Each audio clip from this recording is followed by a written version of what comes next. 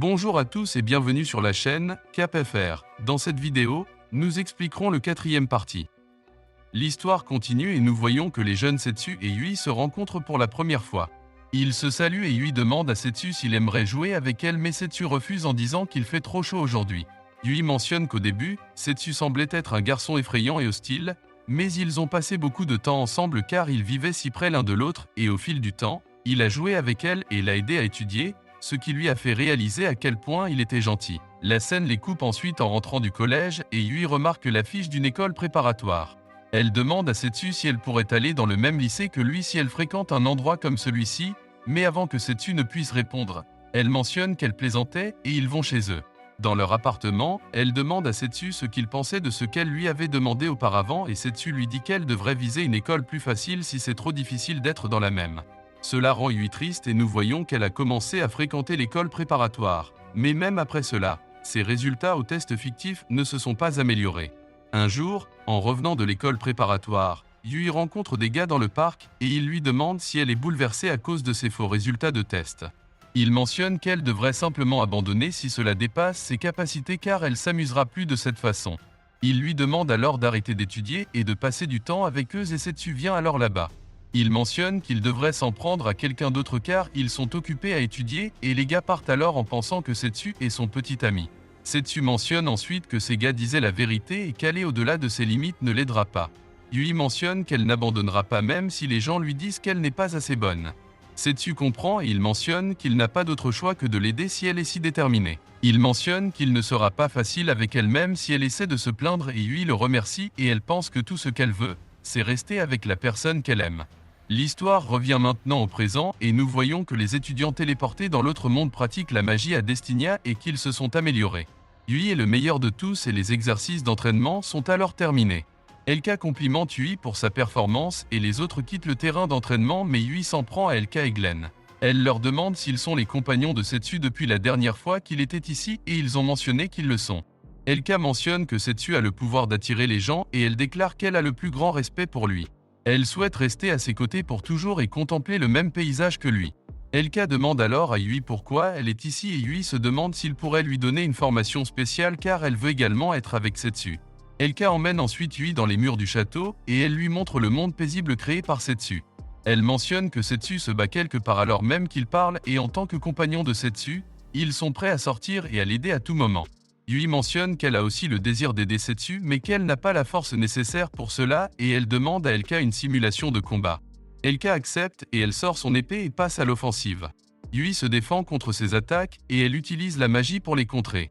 Ils s'affrontent ensuite un peu plus longtemps et LK arrête alors la bataille.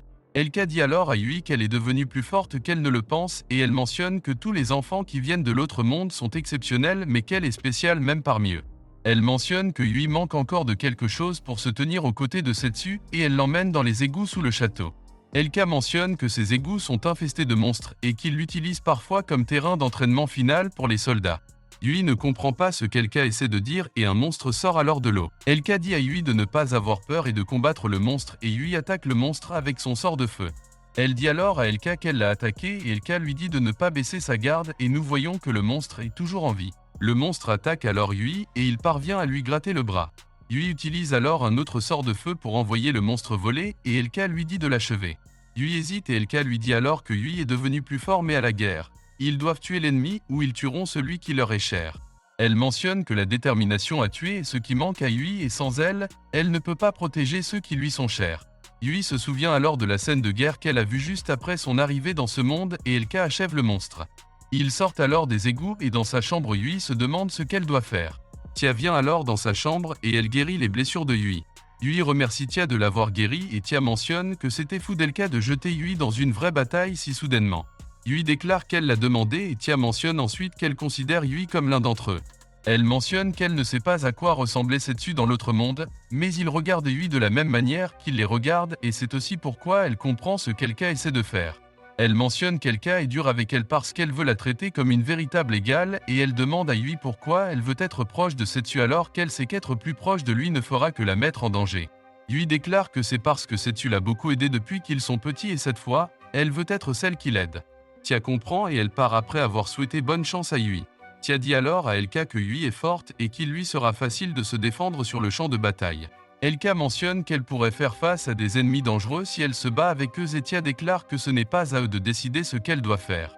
Elle mentionne que Yui est la seule à pouvoir prendre cette décision et tout ce qu'ils peuvent faire est de respecter la décision qu'elle prend.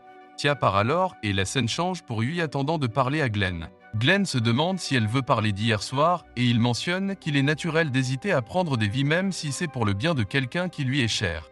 Yui demande alors à Glenn comment il rassemble la détermination à se battre et Glenn mentionne qu'il choisit simplement de faire souffrir les autres au lieu de regarder les gens autour de lui souffrir et il déclare que c'est la même chose pour tous les autres soldats.